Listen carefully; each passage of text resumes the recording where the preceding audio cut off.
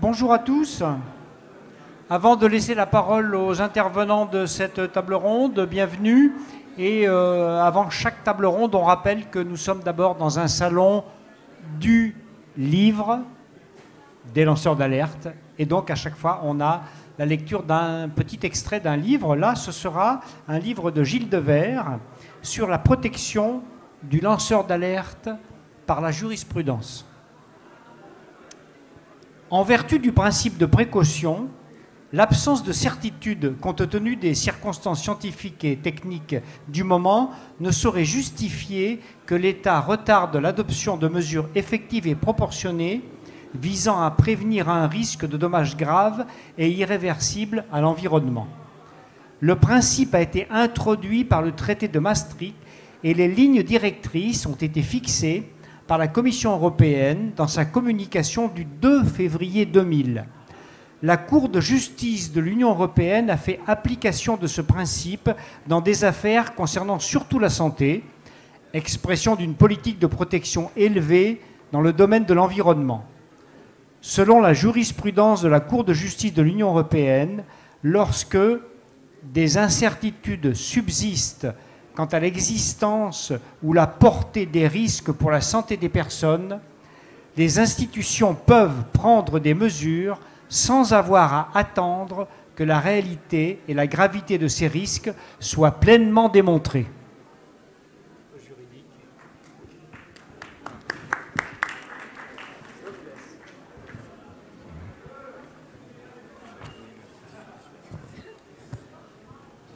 Donc bonjour à tous, Jérôme Karsinski, je vais animer cette table ronde autour de la loi Sapin 2.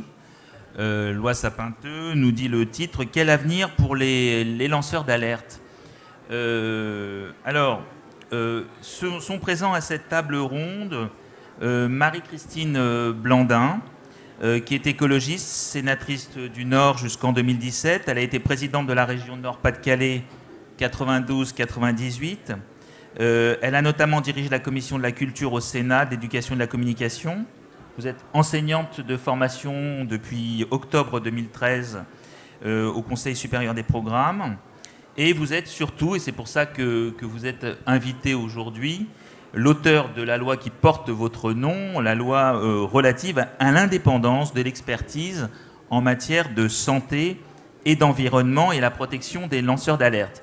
Donc Madame Blandin va être la première intervenante et va nous parler en réalité de la loi dont elle est à l'origine, la loi du 16 avril 2013, et nous expliquer en quoi cette loi était importante et en quoi, et je pense que ce sera intéressant, en quoi la loi Sapin 2 porte un certain nombre de limites par rapport à la loi qui avait été celle qu'elle avait conçue. Nous entendrons ensuite quelqu'un qui n'était pas prévu au programme, mais dont l'intervention m'a paru tout à fait pertinente. Il s'agit de Nicole Marie Meyer, qui travaille pour Transparency International et qui est en charge de l'alerte à Transparency International, qui vient de rédiger un excellent rapport sur la loi Sapin 2 et qui va nous expliquer en quoi les associations, c'est-à-dire la société civile, a été à l'origine de la loi Sapin 2 et les limites ou pas de la loi Sapin 2. Enfin, nous entendrons Madame Rosière, qui est aujourd'hui députée européen, qui est membre du Parti radical de gauche et qui travaille depuis un certain nombre d'années sur la question du statut européen du lanceur d'alerte, qui est à l'origine du vote d'une loi du statut des lanceurs d'alerte européens en assemblée plénière du Parlement européen et qui va nous expliquer un peu ce combat et son combat pour la reconnaissance d'un statut d'alerte européen. Alors moi je voudrais juste dire deux mots puisque l'essentiel c'est de faire des interventions un peu courtes pour que le public puisse avoir la parole et poser éventuellement des questions. Je dirais en préalable que la loi Sapin 2, elle a au moins un mérite, c'est qu'elle va définir pour la première fois ce qu'est un lanceur d'alerte et lui donner une définition globale, juridique, qui s'appliquera à tous. Elle a un deuxième mérite, me semble-t-il, c'est celui de construire un processus de l'alerte. C'est-à-dire, il y a un système, et je n'y reviendrai pas, mais on y reviendra tout à l'heure plus exactement, c'est un système de 3 paliers, qui est un système qui permet au lanceur d'alerte de savoir quel est le processus qu'il doit suivre pour pouvoir effectivement répondre au consensus du lancement d'alerte. Enfin, je dirais qu'on a une autorité, ce qui n'était pas le cas jusque-là. On a une autorité compétente sur le lanceur d'alerte, qui est le défenseur des droits, qui a été effectivement l'autorité indépendante la plus légitime pour protéger le lanceur d'alerte. Et on verra quelle protection éventuelle le lanceur d'alerte a. Alors, je voudrais juste faire 4 remarques, des remarques qui pourront servir d'ailleurs de rebrousse-poil ou de gratte-à-papier, je ne sais pas comment le dire, mais qui pourront permettre peut-être d'interpeller nos intervenants sur ce qu'est le lanceur d'alerte. D'abord, je dirais que la loi, et 4 remarques un peu négatives, vous m'en excuserez, au sein de ce salon, qui est le temple quand même du livre de lanceur d'alerte, mais 4 remarques. Première remarque, il y a une multiplicité et une confusion aujourd'hui des autorités susceptibles de recevoir l'alerte, puisqu'on a effectivement le DDD, je viens de le dire, mais existe aussi la Haute Autorité pour la transparence de la vie publique, existe aussi l'Agence française anticorruption, de sorte qu'on a aussi une certaine confusion qui existe dans les institutions qui peuvent recevoir l'alerte. Sur le plan judiciaire, je dirais qu'on a un problème de fond, et je trouve que la loi Sapin 2 ne répond pas à la question. D'abord, le lanceur d'alerte, quelle que soit, j'allais dire, sa pertinence dans la dénonciation de l'alerte, est confronté à une réalité.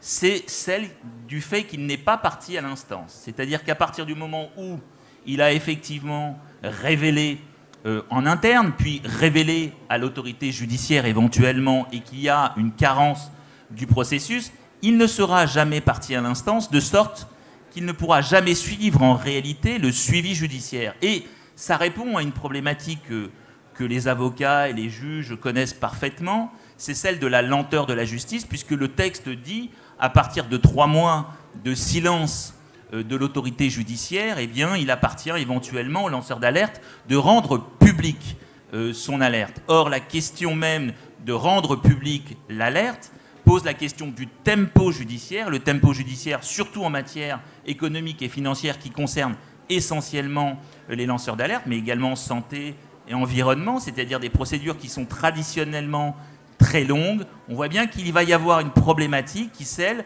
de l'information du lanceur d'alerte qui ne sera pas et réellement tenu informé de ce qui s'y passe.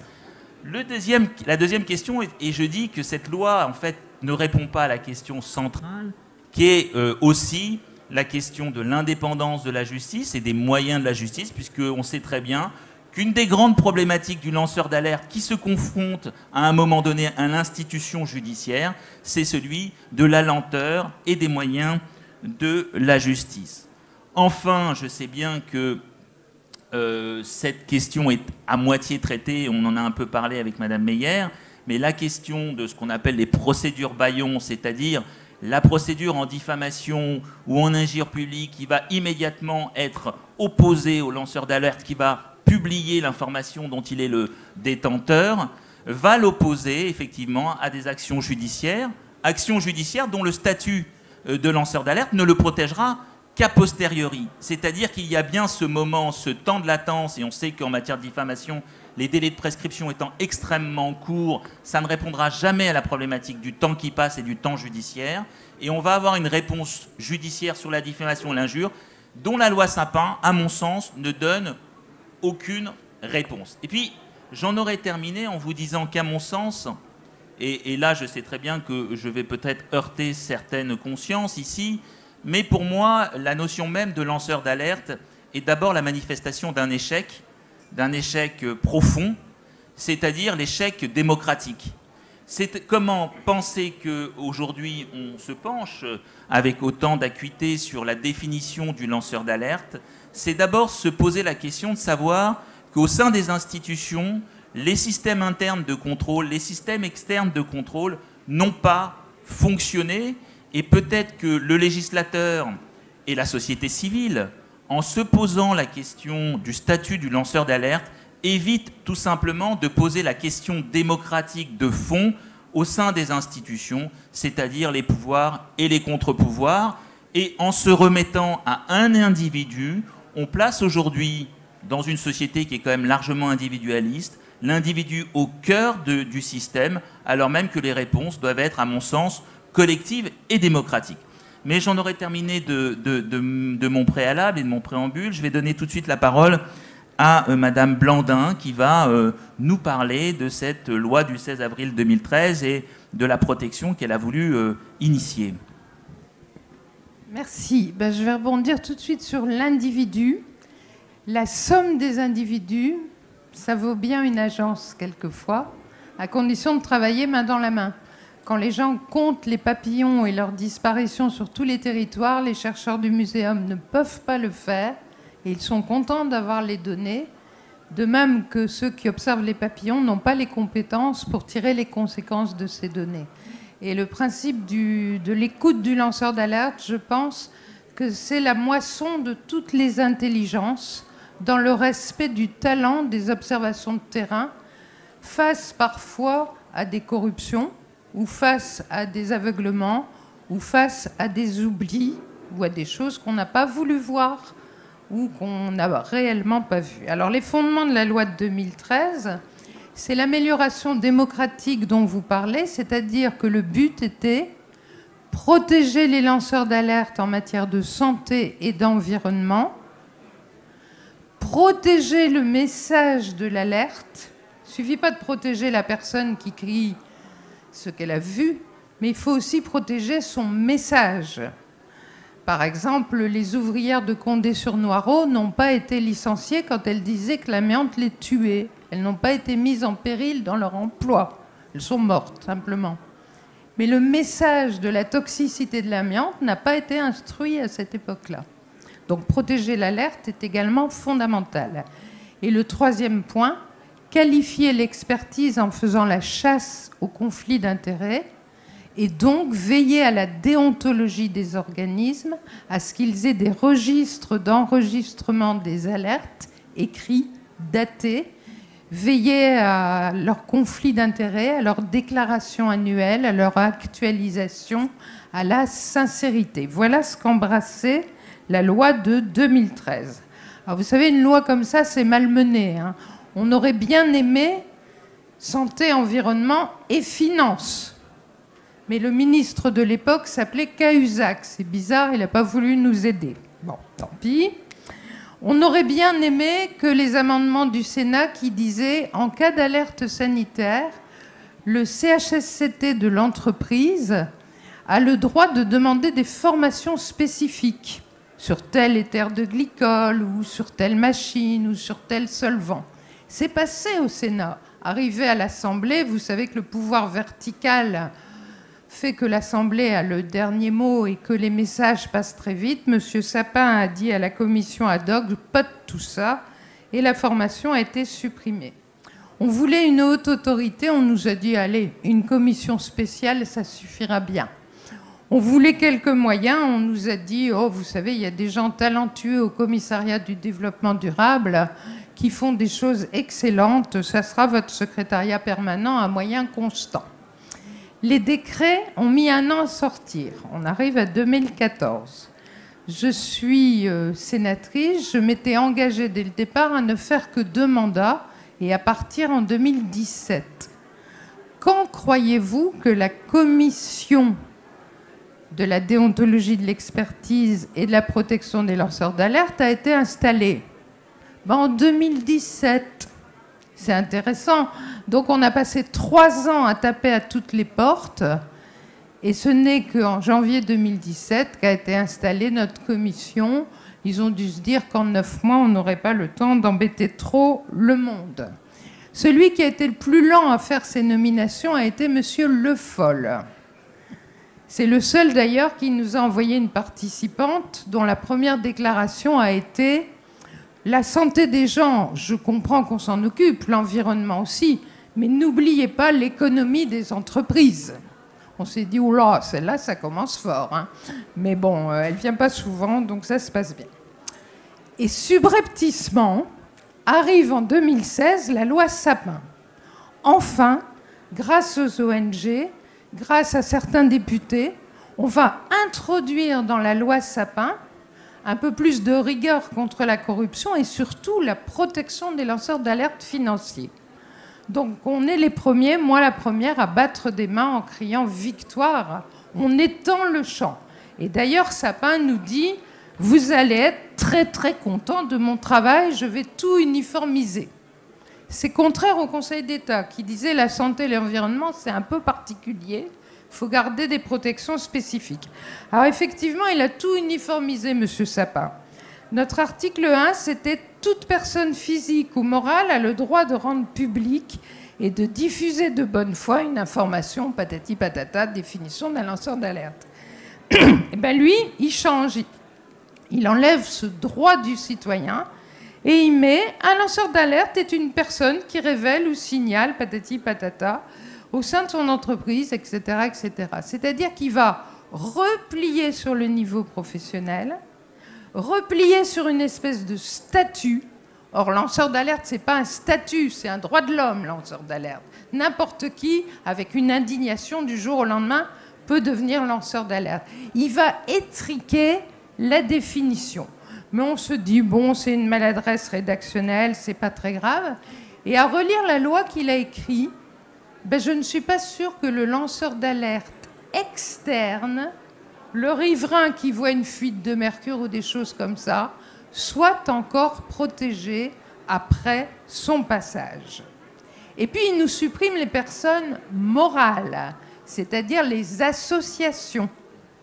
Donc, les personnes lanceuses d'alerte sont protégées, mais plus les associations. Mais dans un article plus loin, il dit « Seules les associations peuvent s'adresser à la Commission nationale de l'alerte ». Donc, vous voyez l'astuce. Ceux qui peuvent s'adresser ne sont pas protégés et ceux qui ne peuvent pas s'adresser sont protégés. C'est malin quand même, hein ? Mais ce ne sont que des maladresses, paraît-il. Il va enlever le mot « risque ». Vous savez qu'en matière sanitaire et environnementale, quand il y a un danger, c'est prouvé, il y a des critères dans la loi, ça s'appelle la prévention. Quand il y a un risque, il y a un faisceau convergent de choses, ça s'appelle le principe de précaution. Quand on le met en œuvre, c'est pas encore interdit, mais ça serait bien d'y faire attention. Eh bien, il va supprimer le mot risque. C'est un hasard, paraît-il. Et enfin, un député, M. Denaja, nuitamment, va dire supprimer les alinéas 3, 4, 5 de la loi Blandin. Ce n'est pas les numéros exacts. Hein. Et tous ses collègues dans l'hémicycle quasi désert lui disent « Mais c'est quoi ces trucs ?» Il fait « Amendement de coordination ». Vous savez, c'est quand on met le verbe au passé par rapport au sujet. « Amendement de coordination ». Donc moi, le lendemain, je me réveille et je regarde ce qu'il a enlevé. Il a enlevé la Commission nationale définit les critères de recevabilité de l'alerte. Il définit les éléments portés au registre des établissements et organismes publics qui doivent tenir des registres, ce qui n'empêche pas le ministère de sortir un décret qui dit « Quand la Commission aura sorti les critères, problème, on ne doit plus les sortir, alors les organismes seront tenus d'avoir des registres à jour dans les 6 mois. » Donc ça signifie qu'il n'y aura jamais de 6 mois puisqu'il n'y a pas de départ, puisqu'on ne doit plus définir les critères. C'est malin aussi, hein. C'est astucieux comme méthode. Hein. Et enfin, il supprime ce qui nous obligeait à la Commission de transmettre l'alerte aux autorités compétentes, agences ou ministères, et d'informer le lanceur d'alerte des suites de l'instruction de son message d'alerte.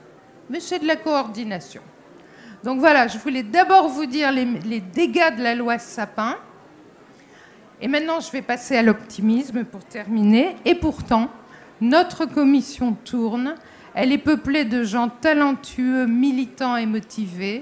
Elle est adossée au comité prévention-précaution au siège des personnes imminentes. Le mari d'Irène Frachon, que je vois ici, mais Hervé Letreut sur le climat, de grands chercheurs, etc., qui nous appuient. Elle a rendu 2 avis, elle a fait 5 plénières, elle a rencontré tous les organismes de recherche. Elle fouille les codes de déontologie de tous ces organismes. Elle travaille avec le défenseur des droits, c'est-à-dire Jacques Toubon, qui a le même avis que moi sur la loi Sapin. C'est un système lacunaire et bancal. Nous sommes dans une situation très préoccupante en matière de santé et d'environnement. Et maintenant, ceux qui défendent la loi Sapin pour de bonnes raisons, c'est-à-dire la lutte contre la corruption, tout ça, vont vous remonter le moral en vous montrant quand même qu'il y a des bonnes choses dedans. La transition est toute faite. Madame Meyer, vous avez la parole pour la défense. Alors, je crois qu'on travaille tous ensemble et depuis longtemps, et que c'est un combat justement collectif.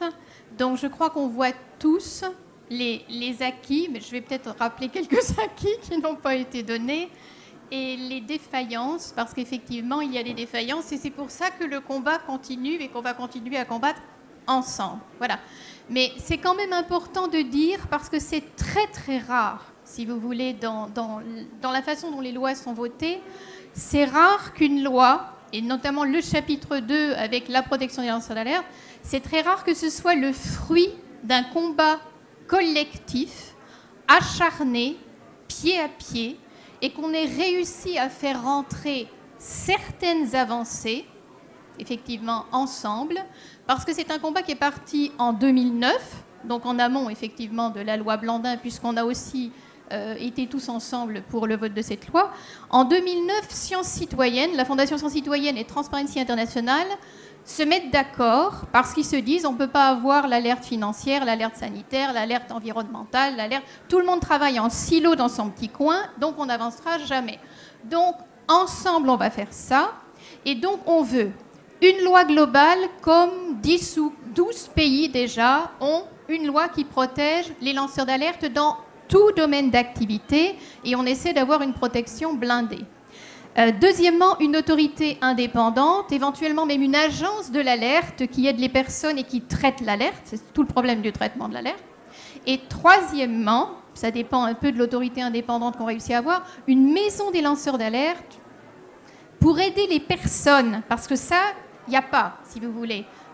Toute l'aide judiciaire, juridique et morale, le soutien moral est quand même important, l'écoute, le suivi des procès, comme il y a la fondation, il y a une fondation anglaise qui est née en 93 et qui a déjà traité 20 000 alertes et voilà, soutenu 20 000 lanceurs d'alerte. Donc on se dit pourquoi nous on n'a pas fait, on peut peut-être faire plus modeste qu'une fondation, au moins une maison. Donc en 2009 on parle là-dessus et je passe les étapes, mais il se trouve qu'on est 8 pour soutenir notamment, effectivement, 8 ONG pour soutenir la loi Blandin, et on passe à 18, effectivement à 17, puis 18 en 2015 et 2016.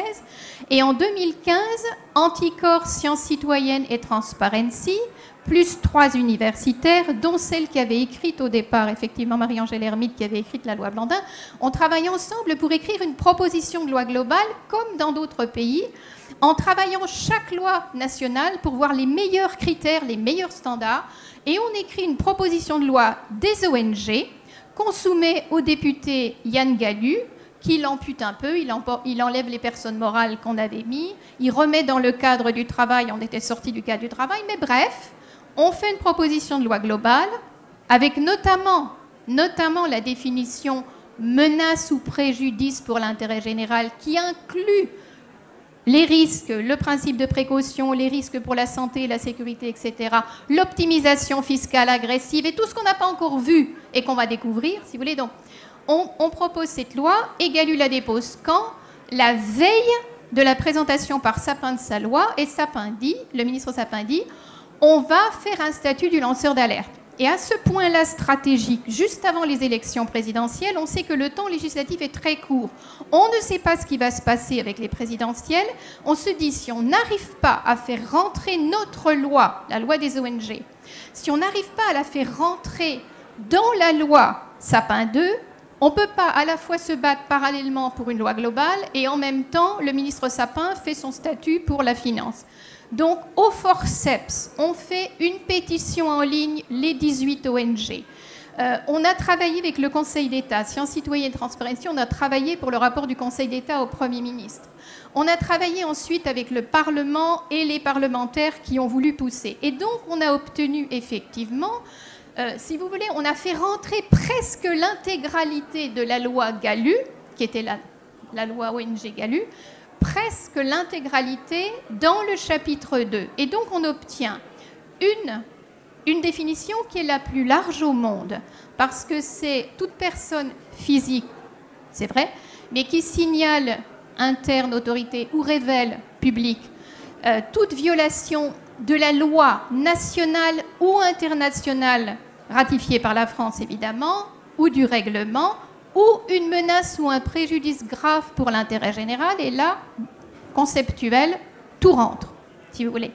Et il faut savoir que cette définition menace ou préjudice, c'est une grande conquête des ONG, parce que ni le ministre ni le cabinet ne voulaient ça. Ils avaient fait une synthèse de toutes les lois sectorielles, donc ça donnait violation de la loi et risques graves santé, sécurité, environnement, et on n'avait pas qu'est-ce qui se passe pour un Deltour, qu'est-ce qui se passe pour tout ce qu'on n'a pas encore vu, les rescrits fiscaux, etc. Les pays avaient accumulé depuis 10 ans des listes, et on oubliait toujours quelque chose. Donc on a fait un communiqué de presse lorsqu'ils ont fait 2 fois leur définition et on a dit non, on veut menace ou préjudice pour l'intérêt général. Et à chaque séance, commission des lois, première lecture, deuxième lecture, on a dit est-ce qu'Antoine Deltour serait protégé? Non, on n'en veut pas. On veut menace ou préjudice. Et on a obtenu menace ou préjudice pour l'intérêt général. On a obtenu donc une autorité indépendante qui est la plus haute autorité inscrite dans la Constitution, qui a le secret de l'instruction et de l'enquête ne peut pas lui être opposé. Il peut demander des pièces pour tous les dossiers. Il peut offrir sa médiation. Donc c'est quand même important, c'est la plus haute autorité indépendante. On a des canaux tracés avec 3 paliers, mais on a aussi en alternative une voie externe qui est le défenseur des droits.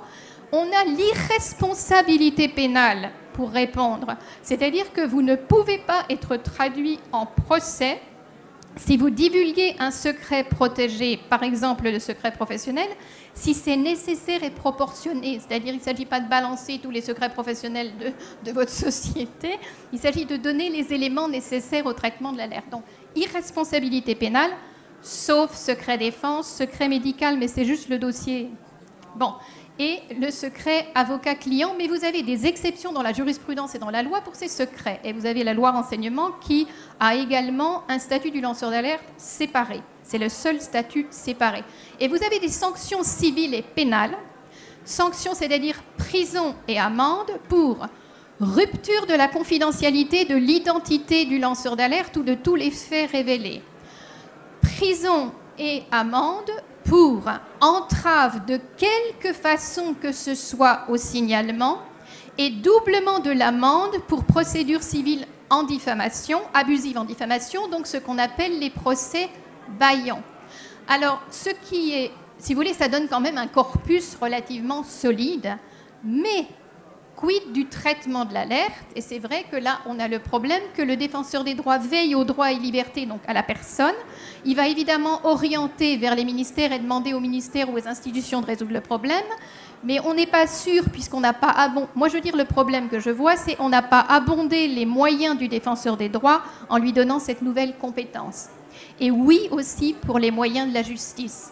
Et oui, personne ne voulait supprimer les 2 missions de la commission qui sont passées dans on abroge toutes les dispositions sectorielles puisqu'on fait un statut général.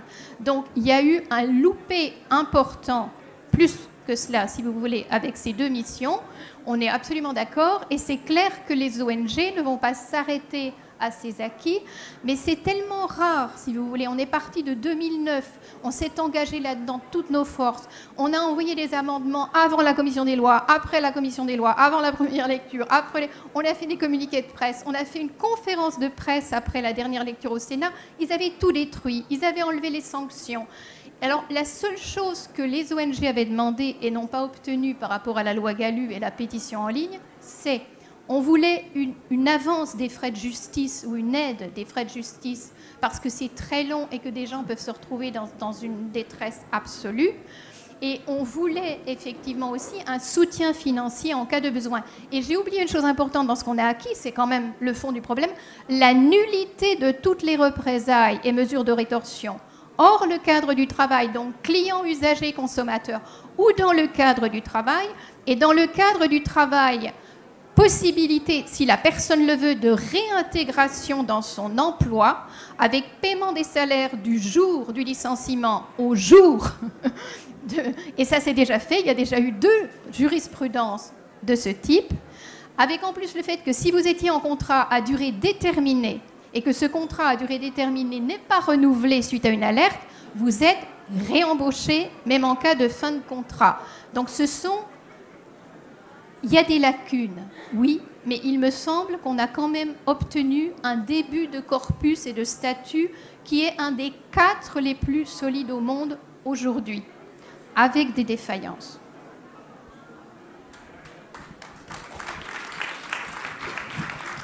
Merci. Donc je donne maintenant la parole à Madame Meyer qui va nous parler de l'avenir.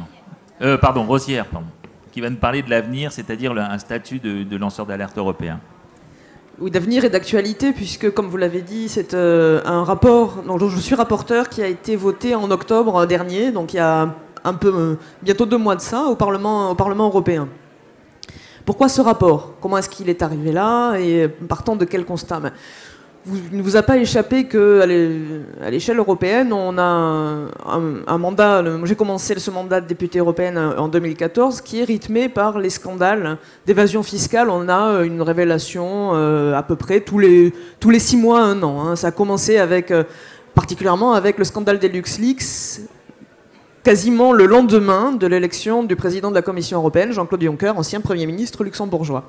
Donc ça donne une tonalité particulière à notre actualité. Grâce à ces révélations, on a beaucoup avancé. C'est pas encore complet, il y a encore beaucoup à faire, mais on a plus avancé en 3 ans que pendant les 10 années précédentes en matière de lutte contre l'évasion fiscale. Donc il y a un vrai impact concret dans les politiques publiques des révélations et des risques pris par les lanceurs d'alerte, en particulier ceux de LuxLeaks. Mais en même temps que nous, on avançait sur la question de l'évasion fiscale, on a aussi un mandat qui a été rythmé par les procès successifs d'Antoine Deltour et de Raphaël Allais. On a aussi des cas de lanceurs d'alerte qui se sont retrouvés dans des situations extrêmement difficiles, précaires en matière de santé et d'environnement. Donc partons de ce constat. Dès le début du mandat et de ces révélations, notre demande en tant que... Parce que c'est pas qu'une demande individuelle, je suis rapporteur, mais je le fais au nom de tout mon groupe, qui est le groupe des socialistes et démocrates. Nous avons demandé donc des avancées en matière d'évasion fiscale, ça suit son chemin, mais aussi une protection des lanceurs d'alerte, considérant qu'il n'était pas normal que ceux qui sont à l'origine justement de telles avancées, qui font bouger les choses dans le sens de l'intérêt général, se retrouvent non pas récompensés ou en tout cas reconnus dans leur rôle, mais au contraire sur le banc des accusés et finalement condamnés. Cette demande s'est exprimée régulièrement dans nos débats, mais n'a reçu pour l'instant qu'un écho très peu enthousiaste, il faut le dire, de la part de la Commission européenne. Moi, je ne sais pas si vous connaissez un peu le jeu institutionnel européen, mais la Commission européenne, c'est l'équivalent du gouvernement européen. Et contrairement à ce qui se passe en France, où vous pouvez avoir un parlementaire qui dépose une proposition de loi, donc qui est à l'initiative d'un texte législatif, nous, le Parlement européen, nous ne pouvons pas le faire. C'est uniquement la Commission européenne qui peut choisir de légiférer. Donc ce que nous avons dans nos mains comme outil, c'est ce qu'on appelle des rapports d'initiative. C'est le rapport qui vient d'être voté pour demander formellement à la Commission européenne de proposer une législation. Donc c'est une prise de position très forte, la plus forte possible en deçà de la législation, qui est offerte aux parlementaires pour faire avancer les choses et pour obtenir des résultats au bénéfice, et qui se traduisent ensuite dans le plan législatif. Donc ça fait maintenant 3 ans, 1 an particulièrement que le débat s'est vraiment structuré et déroulé dans le détail autour de qu'est-ce que ça doit être une protection des lanceurs d'alerte. Et en tant que rapporteur, ça a été pour moi l'occasion de discuter, de regarder avec attention ce qui se faisait dans les différents pays, la loi Sapin 2 évidemment, et puis de discuter avec les ONG assez longuement, assez régulièrement, pour justement se bénéficier de leur expérience et essayer de proposer quelque chose. Alors, le regard d'une parlementaire européenne sur la loi Sapin 2. j'ai entendu les critiques et elles sont légitimes. D'ailleurs, on a essayé de les dépasser dans le rapport voté au Parlement européen et je dirais un mot justement de la bataille politique qui s'est nouée autour de ça. Mais je dois dire que c'était quand même une satisfaction en tant que Française de voir que la France se dotait d'un cadre protecteur des lanceurs d'alerte et c'est quand même, toute chose égale par ailleurs, une avancée qu'il faut saluer. Il faut savoir qu'aujourd'hui, on a uniquement 6 pays européens qui protègent les lanceurs d'alerte sur 28. Donc, le fait que la France soit le 6e, donc passe de l'immense majorité de ceux qui ne font rien, même si on avait quelque chose, des protections sectorielles, mais passe du côté de ceux qui ont proposé un cadre et une protection horizontale indépendamment du secteur, c'est quand même une satisfaction.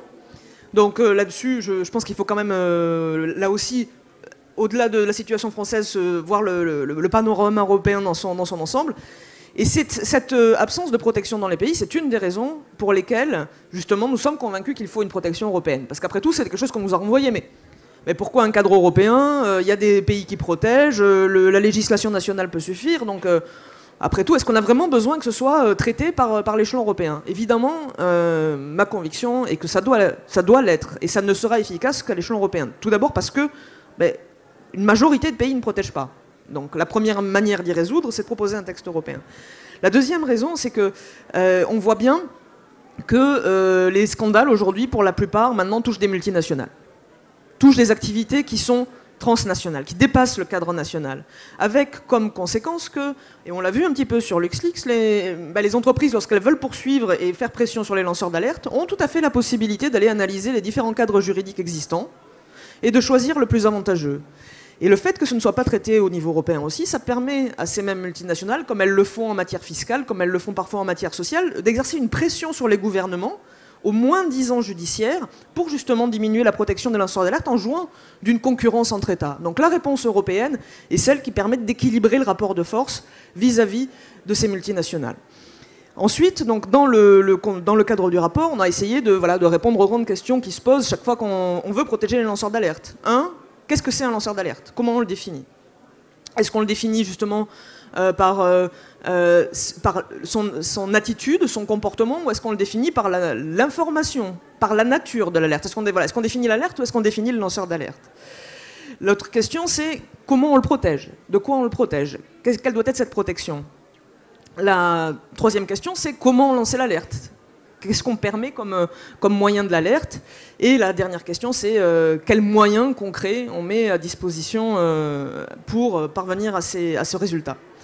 Donc sur la définition, effectivement, 2 écoles, parce que aussi on a un cadre français, mais 2 écoles à l'échelle européenne et selon les différents régimes juridiques. D'un côté, vous avez la définition de... Alors, par contre, non, un constat, c'est l'alerte qu'il faut définir et pas le lanceur d'alerte. Parce que si on définit le lanceur d'alerte, on va se demander pourquoi est-ce que le lanceur d'alerte lance l'alerte, quelles sont ses motivations, quelles sont ses intentions.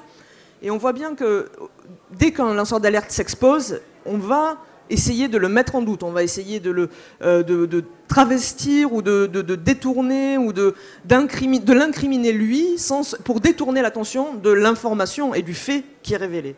Donc on a voulu vraiment remettre l'alerte au centre du processus. Un lanceur d'alerte, c'est quelqu'un qui lance une alerte. L'alerte, c'est la révélation d'un agissement contraire à l'intérêt général européen. Là aussi, on s'est attaché à cette question d'intérêt général, même si dans d'autres pays, on part plutôt sur des exemples et des listes. Donc on a fait les deux. On a mis l'intérêt général et on a dit, par exemple, et on a fait une très longue liste, ce qui permet d'avoir une protection la plus large possible, mais en même temps de spécifier clairement les domaines qu'on veut voir rentrer dans le champ de la protection des lanceurs d'alerte. On a été exhaustif, on a pris à peu près tout ce qui existait dans toutes les protections sectorielles possibles. Je ne pense pas qu'on en ait oublié, mais on ne sait jamais. En tout cas, de toute façon, même si on en a oublié, ça devrait être couvert. Ça a été une première bataille très, très difficile parce qu'évidemment, toute une partie de la droite européenne, en brandissant le risque de la diffamation, le risque de voir des vocations de lanceurs d'alerte émerger, d'être incitatif pour de la rupture de confidentialité, voulait qu'on mette des questions de bonne foi, de désintéressement, d'intentionnalité, qui, encore une fois, ne nous semblaient pas judicieux. Donc là-dessus, c'est une première victoire qu'on a réussi à obtenir. La deuxième, donc, c'est quelle protection ? On a deux types de protection. Une protection dans le cadre de la relation économique, pas uniquement de la relation professionnelle, mais de la relation économique, parce que comme le disait Nicole-Marie Meyer, on n'a pas souhaité se restreindre à la situation du salarié. Bien sûr, il faut la prendre en compte, mais on a donc, dans le cadre de cette relation économique, posé le principe que toute rétorsion, toute représaille est pénalement répréhensible et condamnable, doit faire l'objet de sanctions et doit être intégralement, et le préjudice causé par ces représailles doit être intégralement réparé. Ça permet on va dire, d'être dissuasif, parce qu'on sait que ce sont des situations, des choses qui arrivent dès que quelqu'un lance l'alerte, d'être dissuasif et de rééquilibrer le rapport de force en augmentant le risque pris par l'organisation lorsqu'elle se lance dans ses représailles. Parce qu'aujourd'hui, c'est vrai que dans beaucoup de cas, c'est une impunité totale. Et donc l'organisation a tout intérêt à tout faire pour mettre sous pression le lanceur d'alerte, puisque même si ça n'est pas justifié, ça n'est pas légal, la contrepartie ou les risques encourus par l'organisation sont relativement faibles. Et la deuxième protection, bien sûr, c'est la protection juridique, c'est de dire que le fait de lancer l'alerte, si la révélation est en contradiction avec d'autres éléments judiciaires ou légaux, par exemple la directive sur le secret des affaires, des accords de confidentialité ou signés par contrat, par exemple, des clauses de confidentialité qui découleraient d'autres textes de loi, c'est le fait de lancer l'alerte qui prévaut, et donc ça rend caduques les incriminations qui pourraient découler d'obligations de confidentialité qui trouvent leur source ailleurs. Donc c'est vraiment poser le principe juridique, légal de la primauté de l'alerte, et donc du fait que le lanceur d'alerte est juridiquement protégé. La troisième chose, c'est par quel canal lancer l'alerte. Et ça, c'est effectivement une des questions et une des critiques de la loi Sapin. Ça a été le plus gros débat, je crois. Est-ce qu'on admet qu'un lanceur d'alerte peut communiquer directement aux journalistes, au public, une information, l'existence d'un fait qui tombe sous le coup de l'alerte, ou est-ce qu'on met un système par palier ? On a bien sûr prévu les mécanismes de signalement interne, ils sont utiles, ils sont nécessaires et il faut les promouvoir. Mais notre conviction a été que, là aussi, si on mettait des conditions restrictives pour pouvoir s'abstraire des mécanismes de signalement interne, si on imposait le signalement interne avant le signalement externe, eh bien c'était une fragilisation de la situation des lanceurs d'alerte. On est aussi parti du principe que lanceur d'alerte, c'est pas une situation particulièrement viable. Donc, contrairement à ce qu'on nous a dit, on n'a pas considéré qu'il y avait une incitation, un effet d'aubaine quelconque qui s'attache à la situation des lanceurs d'alerte, mais que juste on rééquilibrait une situation qui de toute façon était problématique et difficile pour ceux qui ont le courage de se lancer dans l'alerte. Donc, ça a été vraiment la grosse bataille de permettre le signalement à la presse directement. Partant d'un simple constat, c'est que aujourd'hui, qu'est-ce qu'on va mettre si on avait voulu restreindre le signalement à la presse, qu'est-ce qu'on va mettre ? Le préjudice pour l'environnement, la santé, donc un risque, une menace, un risque ou un préjudice réel. Mais dans ce cas-là, ou une situation d'urgence d'une nature ou d'une autre. Mais ça ne traite pas tous les cas où il n'y a pas forcément d'urgence, mais où l'organisation en elle-même est structurellement complice, voire même structurellement acteur de l'action qui fait l'objet de l'alerte. Typiquement, dans le cas d'Antoine Deltour, on n'a pas d'urgence vitale, c'est de l'évasion fiscale, ça existait avant, ça crée du tort, mais il n'y a pas de situation d'urgence, et c'est le fonds de commerce de PwC qui était l'employeur d'Antoine Deltour. On peut imaginer ce qui se serait passé si Antoine Deltour avait été contraint de lancer l'alerte en interne avant d'avoir recours à un signalement externe. Donc, partant de ce constat, on a effectivement, là aussi, voulu placer le curseur le plus loin possible pour les lanceurs d'alerte. Ça a été la plus dure bataille politique. Ça a fait que on a eu un consensus assez large. On a en gros deux groupes politiques qui n'ont pas soutenu, qui se sont même opposés au rapport de ce fait-là. C'est pas en totalité, mais c'est le PPE, donc l'équivalent des LR au niveau européen, qui a voté contre cette possibilité d'un signalement à la presse sans hiérarchie, et qui à la fin s'est abstenu sur le rapport. Et puis le groupe des conservateurs britanniques également, qui est encore plus à droite que le PPE, quoi. Et bon, c'est que ça a néanmoins été une victoire. On a fait passer cet amendement-là, enfin cet article-là. On a eu une large majorité sur le rapport, plus des 2/3 du Parlement européen, donc clairement la droite s'est isolée là-dessus, mais ça dit quelque chose quand même de la peur qui existe toujours, de la reconnaissance de la légitimité de l'alerte. Et j'en termine par la protection.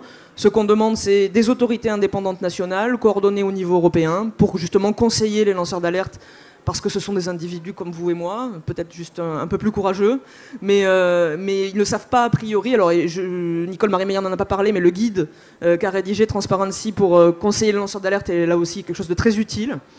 Et puis une aide juridictionnelle et une aide financière lorsque les lanceurs d'alerte en ont besoin, puisqu'on sait que dans beaucoup de cas, c'est une épreuve personnelle avec une perte de ressources, avec un préjudice très lourd à titre personnel, et à la mesure de ce qui est possible, on souhaite le voir compensé. Donc ça, c'est notre demande en tant que Parlement européen, encore une fois très largement soutenue par le Parlement. La balle est maintenant dans le camp de la Commission européenne. Je vous invite à suivre l'actualité européenne dans les prochains mois, puisqu'on nous annonce une proposition en début d'année prochaine. Les dernières informations nous disent qu'on aura une proposition législative, donc ce sera là aussi l'ouverture d'une nouvelle page, et je pense d'un nouveau débat très animé.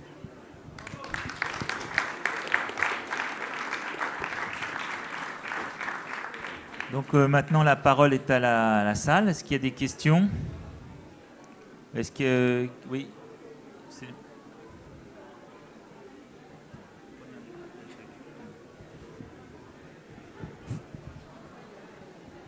Bonjour. Qu'est-ce que la société civile fait pour encourager la Commission à rédiger quelque chose de bien? Et en tant que citoyen, comment on peut participer? Alors, la société civile, je ne sais pas si on prend plusieurs questions, si je réponds, très mobilisée, encore une fois, d'abord par le biais des ONG que j'ai pas suffisamment remercié pour leur contribution et vraiment la grande utilité des échanges qu'on a pu avoir. Mais la société civile aussi s'est mobilisée. On a une consultation publique sur le sujet qui a recueilli 10 fois plus de réponses que les consultations habituellement lancées par la Commission européenne.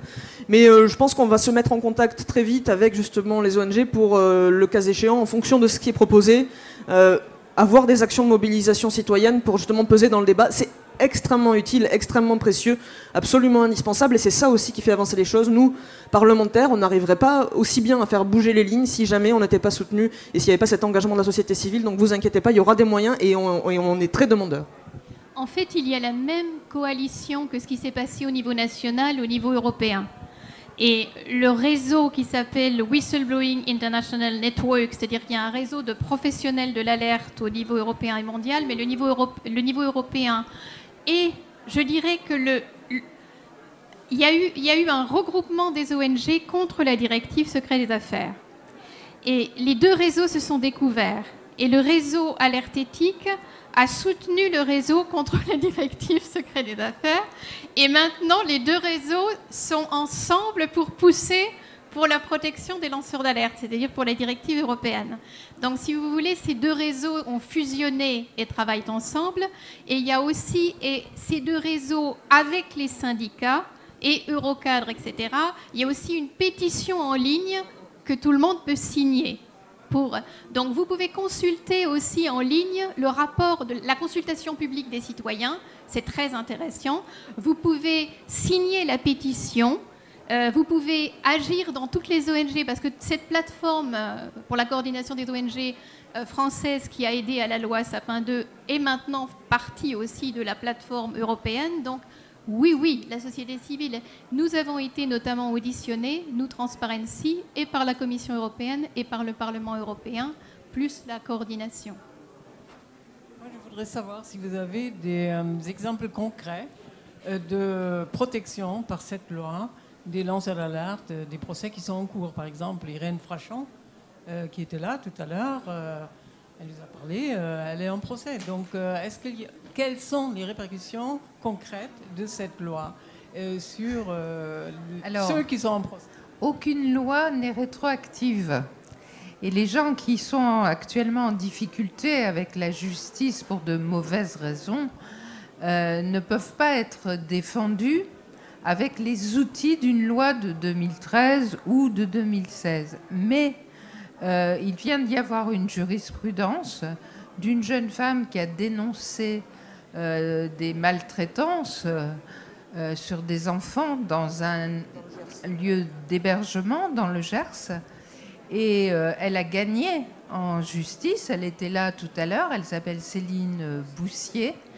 Et elle a gagné en s'adossant aux protections issues de la loi Sapin et de la loi Blandin. Et son avocat, comme il s'agit du domaine sanitaire, a lu les éléments, non seulement des articles de la loi, mais des exposés des motifs, et ça l'a emporté en justice, et ça fait jurisprudence en plus. Et on avait déjà eu 2 jurisprudences en 2016 dont j'avais effectivement parlé, pour 2 personnes avant même que la loi ne soit votée, parce que si vous voulez, les arguments, les concepts, les standards, l'idée que l'intérêt général prédomine, c'est-à-dire que quand il y a un débat d'intérêt général, c'est ça qui compte. Et le fond du jugement, là, pour Céline Boussier, effectivement, c'est à partir du moment où le débat est d'intérêt général et aide, effectivement, et que les lanceurs d'alerte aident au débat d'intérêt général, la diffamation tombe, relaxe. Donc, on voit, si vous voulez, que toute la thématique, le sujet commence à être intégré. Les avocats le savent. Je veux dire, quand on a commencé à se battre dans les années 2009, 2010, 2013, les gens savaient à peine, les avocats ne savaient pas. Je veux dire, aujourd'hui, les avocats se spécialisent.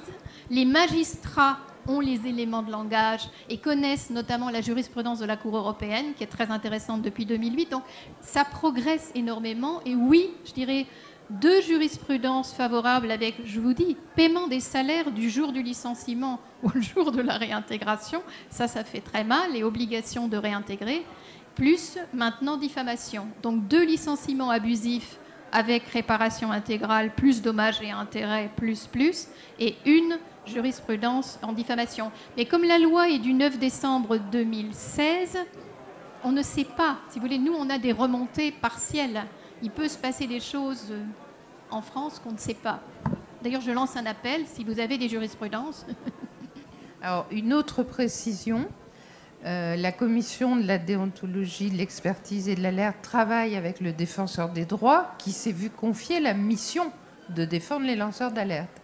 Et sa cellule juridique nouvelle installée pour ce faire constate qu'à ce jour, il n'est pas identifié comme le défenseur des lanceurs d'alerte, pas encore, et il n'a pas encore reçu nombre de personnes qui crient au secours, on cherche à me licencier. Et je prends un exemple, c'est Karim, cet ouvrier d'une entreprise de sous-traitance à qui on a demandé de déverser les déchets toxiques issus d'une usine Alstom. Il n'est pas poursuivi en justice à ce jour. On ne l'accuse pas de diffamation. Mais je discutais avec M. Toubon. M. Toubon disait, si jamais ça lui arrive, dites-lui de s'adresser à moi, je le protégerai. Mais pour l'instant, ce n'est pas le cas. Ils sont plus malins que ça. Les 2 entreprises ont porté plainte contre X pour pollution. Le défenseur des droits a reçu une 60aine de dossiers depuis le début de l'année. Alors justement, là, j'ai un courrier de réponse du défenseur des droits qui a été envoyé à madame, où on voit que à partir du moment où il y a des poursuites judiciaires en cours, l'article 23 de la loi 2011-333, le défenseur des droits doit obtenir l'autorisation préalable des juridictions saisies pour pouvoir réaliser son enquête. Et là, dans l'occurrence, eh bien, il n'a pas reçu l'autorisation, ou alors il n'a pas eu de réponse du tout. Ouais.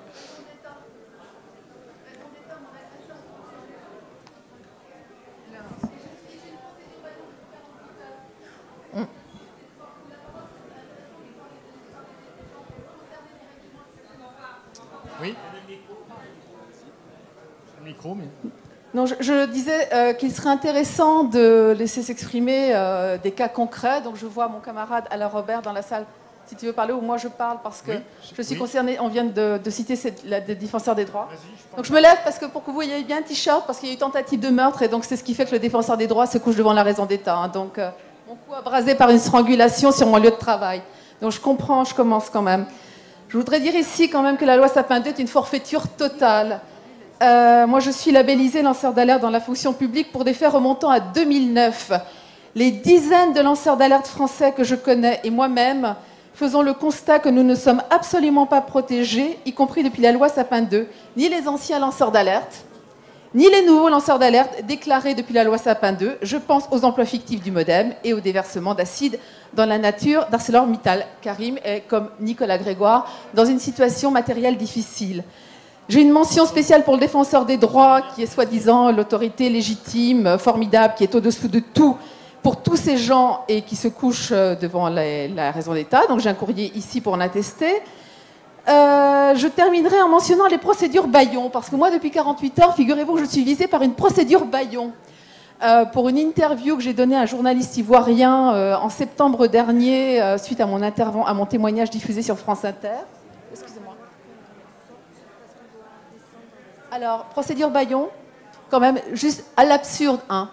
2 diplomates m'attraient, donc depuis 48 heures, je suis procédure Bayon le 11 janvier prochain à Paris, pour mon interview dans laquelle je cite des faits concrets qui sont versés à une plainte pénale contre X pour tentative de meurtre. Donc je dis, ce sont des choses que je peux prouver. Mais la plainte pénale contre X pour tentative de meurtre n'est pas instruite pour des faits de 2010 parce que le juge d'instruction se déclare freiné par la qualité des personnes que je mets en cause. Donc évidemment, tous les frais de justice depuis des années sont à ma charge, plus de 50 000 euros. J'ai été sanctionnée de maintes façons par mon administration, le ministère des Affaires étrangères, ministère prestigieux, donc n'est-ce pas des gens intouchables, réseau France-Afrique, etc. Donc ça suffit, Madame, ces discours lénifiants. Voilà. Voilà.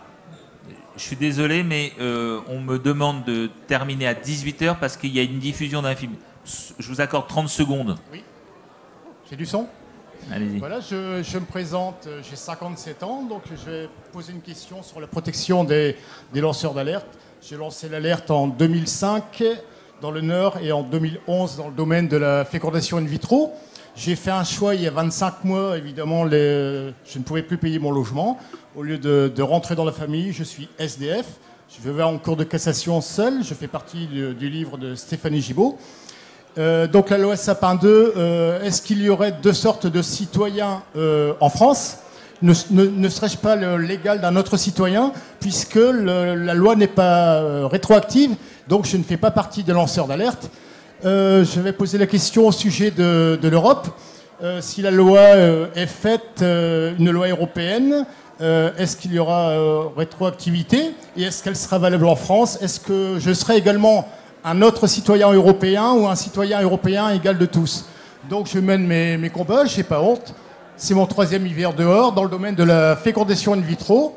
Et puis voilà, j'ai juste posé ma question. La loi Sapin, c'est du... Hein, on se met dans la gueule du loup. Et également, j'allais poser la question pour les lanceurs d'alerte comme nous, qui sont mis de côté comme des citoyens indignes.